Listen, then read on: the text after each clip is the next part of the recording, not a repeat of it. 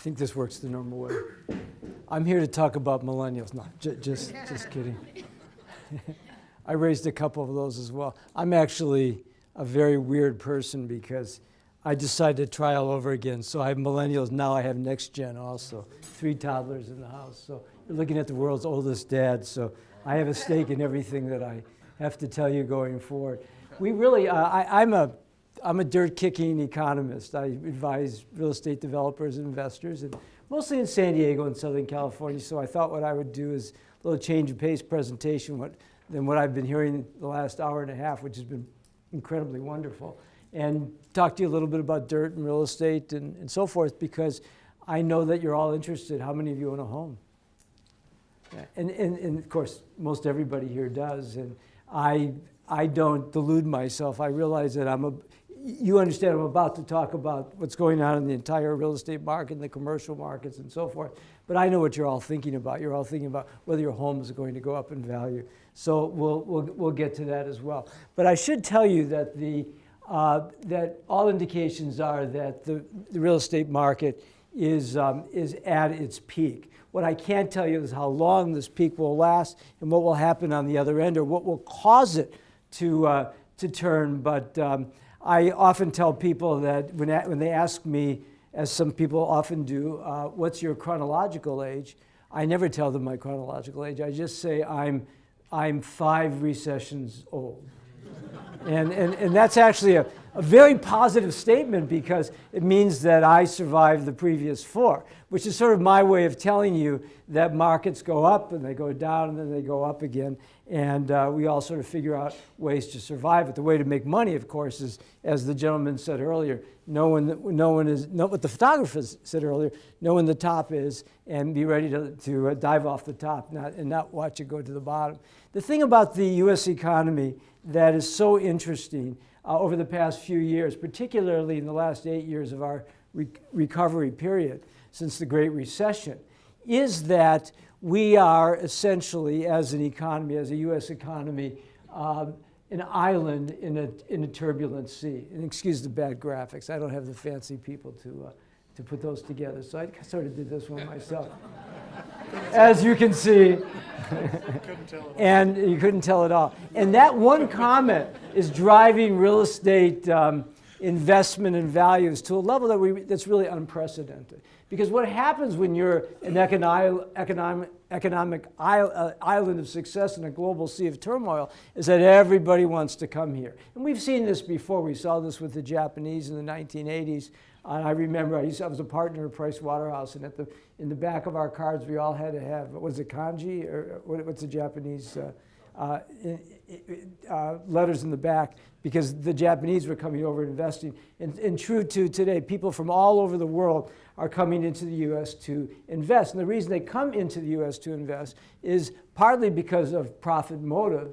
They've made money elsewhere and they want to come here and make more, but mostly because we are a sanctity of safety for their money. And so to some extent what that translates to is that they're willing to take a high level risk for a lower level of return. And that's sort of what has generated the story in the real estate market, particularly the commercial investment markets, over the past few years, and why we've seen historically low cap rates, what we call capitalization rates.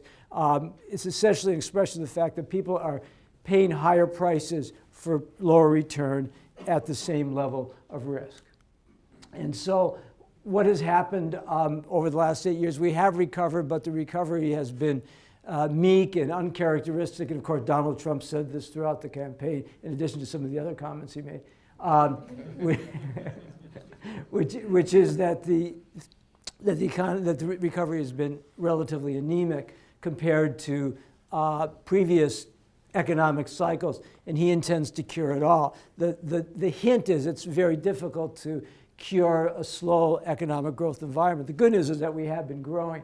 It's just GDPU. It's not just GDP.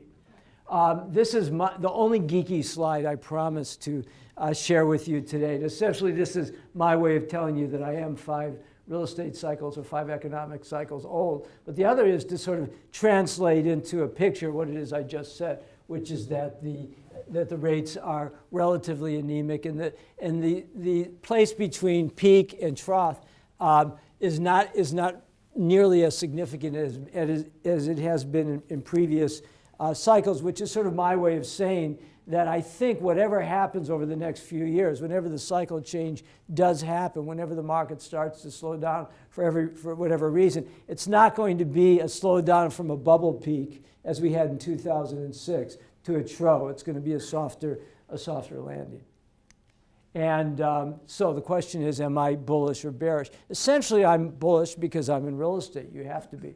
But I will tell you that what I have been advising my real estate investor clients is if they can find that foreign investor or that institutional investor or that REIT to purchase their properties, now would probably be the time to achieve that purchase because of these low capitalization rates. Again, the peak pricing associated with low prospective returns on your investment, however you measure those returns. It's basically a time to take the money. In real estate, we make the money at the time of purchase. At the time of sale, that's just an accounting thing, isn't it? I mean, that's basically a result of all the good decisions you made going in. So this is the top of that peak as a photographer. I'm sorry, I can't remember his name.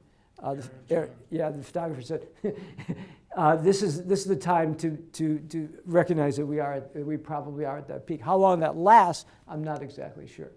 This is just sort of my placeholder to tell you that we've been through a period of uncertainty over this last year, and based on, as one of the other gentlemen said, and based on what the coming year, how the coming year unfolds, it's likely that the uncertainty is going to continue to prevail. Right now, the markets like it. I mean, we're about to reach 20,000 Dow, and strong indicators across the board. We're probably going to get a slight rate increase tomorrow when the Feds meet. All indications of a positive situation, but this uncertainty is particularly related to global events and is sort of the cloud that hangs over the horizon. The good news is that for many of us that are in high income categories and so forth, if there are realizable tax cuts, that's probably going to be a good thing, and that's going to drive the markets for some years to come. This is my placeholder for commercial markets. I'm showing you this one because this is a project that I had worked on over the last few years. It's called One Paseo. It's in Carmel Valley. Anybody heard of it? Is this in your neighborhood? Well, basically, I'm sort of the architect of this project from an economic perspective, and it's going to be built, but we got very strong pushback in the community to basically downsize it.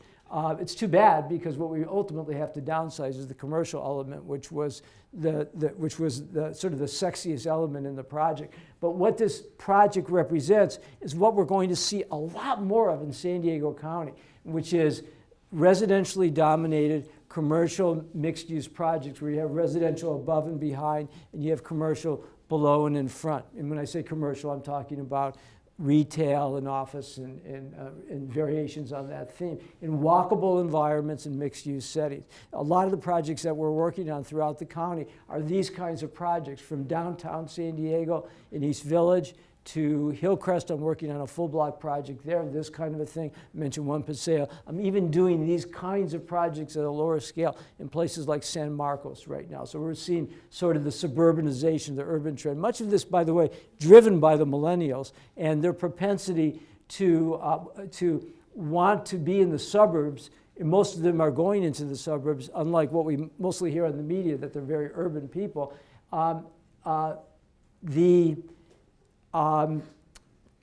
The thing about the millennials, the one thing that we know for sure is that people get older, whether you're a millennial or baby boomer like me. And where the millennials particularly are distinguishing themselves is that they're reaching their peak urban levels, meaning that when you get into ages 36, they're starting to raise families. And when people start to raise families, they no longer think urban, they start thinking suburban. What we've discovered from national surveys is that millennials too want to be in the suburbs, and they will be in the suburbs, but they want it to feel more urban. So these are the kind of environments that we're creating around the country, and certainly here in San Diego. If you want to know where the action's going to be in terms of housing and commercial, going forward, it's going to be in mixed use, and it's going to be in the middle ground. It's not going to be in these high density downtown projects, although we've got 3,000 on the books still that we're doing downtown right now.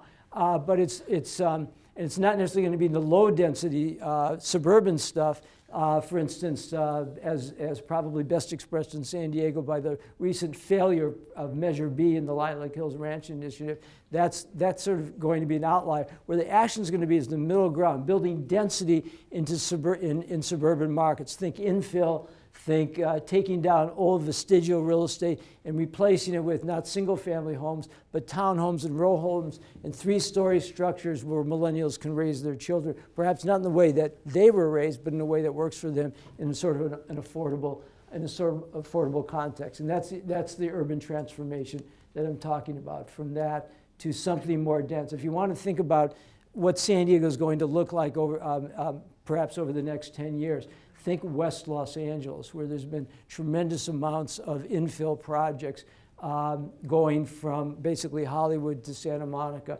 And that's the kind of thing we're talking about. We're talking about rebuilding all the mesas north of I-8 and around the old urban cores, and even in the suburban markets, places like San Marcos, where we're just talking about expressing with slightly more density. That's how we're going to meet housing demand going forward. This is the comment that I made earlier about millennials starting to reach their peak. When we're doing real estate, we want to service all the markets right now. And we do. Obviously, we have a baby boomer market that's aging, and we think that there's a fix in terms of housing and creating urban environments that's the same for all these generations. But the generation that also ought to matter, that makes sense if what you're thinking, well, what's Gary saying? Does that mean that the apartment market right now, which is again at its low cap rate peak, high occupancies and very high peak lease rates right now, does that mean it's going to go down? No, it's not, because after the millennials come the next gen. And believe it or not, as big as this number is, and this is a little bit different than the number you heard earlier, we all have sort of different ways of calculating this. As big as this number is, the kids that are younger than 20 right now, actually the numbers there are greater than the millennial population. So that's going to continue to feed the urban markets while the millennials are sort of refed into the suburbs. I put this up here basically to make, I don't even know, most of these people aren't alive anymore, are they? Unfortunately. But I put this up here. First, we were going to do the child version of this. Now we're doing. So I told my staff, let's put the adult version of this, basically to express to you what we see a lot, which is extended families living under the same roof. And so a lot of the other kinds of housing that we've been doing, particularly in the suburbs, has been bigger housing for extended families and children living longer or coming back to live. And we've had to do housing product to accommodate that market as well. So the market is not unidimensional, it's multi-segmented and multi-dimensional. One thing that I am expecting to happen, and this is sort of a term that I dubbed a few months ago, is this concept of house hoarding, where essentially what we're finding in a lot of the neighborhoods now, the older neighborhoods, the suburban neighborhoods, is rather than the boomers doing what their parents did, which is sell their single-family home and move somewhere else or downsize, because there's so little land to be developed remaining in San Diego County that's actually developable. I can't say that. There's a propensity for people to basically live out their years in the house that they're in. And this is the concept of lack of land for development. This is a concept that's consistent with the high prices in San Diego right now. Essentially, what the situation is this in San Diego: we are out of developable land, which means that, and this was the problem with Lilac Hills Ranch Measure B, is that the only land that's left to be developed in the county is unincorporated. And the county of San Diego has basically created a plan where they are essentially articulating the fact that they don't want housing in the so-called rural areas. And so that's going to be very difficult to develop going forward. So all we can do is, instead of accommodating the 30 to 50,000 people a year growth that we continue to have each and every year, by building out, we have to build out. And so this middle ground solution is the one I'm coming up with. The problem in the county right now is affordability. Essentially, the only statistic that matters from an affordability perspective is that while San Diego at about a median price of housing at about $500,000 is not the most expensive market in the country. The gap between our median income, which is on the relatively lower end of the scale or middle end of the scale, and the high price of housing is wider than in every other market in the country. And that's a problem that goes right to the heart of employers. We just finished a housing study. In fact, we did 2 housing studies of the region over the last year. And the essential conclusion was most of the businesses that we surveyed are very concerned for their employees, that their employees are not going to be able to either find housing at all in San Diego County, and that's going to be a problem in order to sustain their employment in these companies, or they're going to have to commute a long way. So picture these long commute times from South County to where most of the job growth is in Central and North County, or the skip over into places like Marietta and Temecula. This is a problem for San Diego County right now. So when I talk to people about the housing crisis in this county, that doesn't seem to resonate to everybody, particularly if you have yours.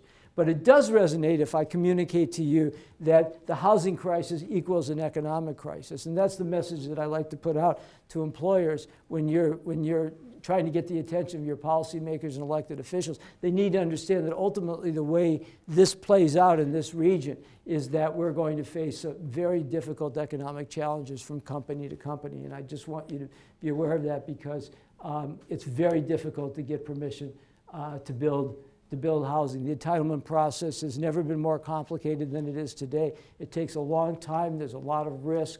The players that do real estate development fail more often than they succeed. It's a hugely risky game relative to most other businesses, and we're held hostage to red tape and bureaucracy and the whims of the politicians. But what's really interesting to me in real estate is that you wouldn't think a real estate guy would be putting up a technology slide, but there's transformational changes that are occurring in our world today that impact the homes that we live in and the jobs that we have. And the one that interests me the most right now is things involving cars and autonomous automobiles. This is a bus in China that if the traffic is really bad, it just elevates and goes over the cars. And I thought that was pretty interesting. But I attended a symposium in San Francisco about a year ago, and the person that was talking, who really knew a lot about autonomous automobiles, self-driving cars, said if this is something that you think is going to happen 10 or 15 or 20 years from now, think again. We're talking over the next 5 years. So I started to think about this, and I realized that this could be a solution to a lot of our issues in this region and most other regions relative to real estate. It means that if I end up with a car that is autonomous, and in other words, driven by a robot, it can drive me to work, drop me off, and then it doesn't have to stay there. We don't have to park it. If we don't have to park the car, then we don't have to build parking structure. And the biggest dilemma when we run financial pro formas in real estate is parking structures cost as much as the rest of it. So if we can cut that cost out, we can build a lot more real estate that makes sense. The other phenomenon is that what an autonomous automobile is